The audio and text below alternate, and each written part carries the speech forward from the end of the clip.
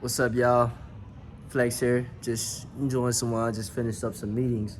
But most importantly, I'm making this video for people who are, have ambitions, have dreams, have big goals that you want to accomplish.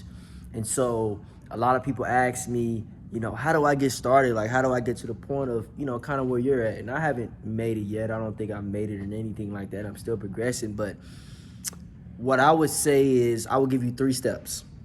Step number 1, have a vision. Have a direction of where you're trying to go, and you don't necessarily have to have it figured out.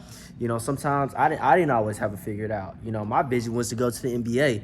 To be honest, that was my direction, and I worked towards that, and I ended up doing something completely different.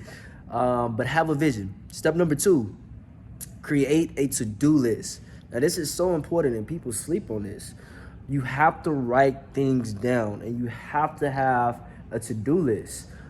Because you never write things down, things will just get lost in the sauce, and you don't want to get lost in the sauce. Step number 3, this is also very important. Create deadlines for those to-dos. And so with your to-dos, it can be personal. I combine my to-do list with all personal things and business things.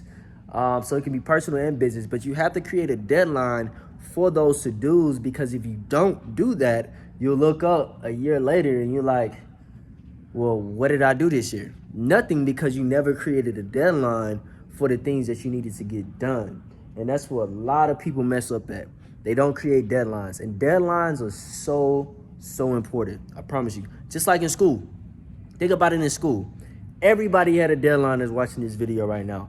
You had a deadline to submit a paper. You had a deadline for whatever it is, presentation, whatever, right? They did that because if they never set a deadline for you, you would have never done it.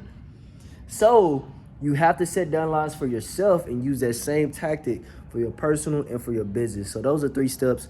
Hopefully those steps help you guys out and you become more efficient, because that's the most important thing.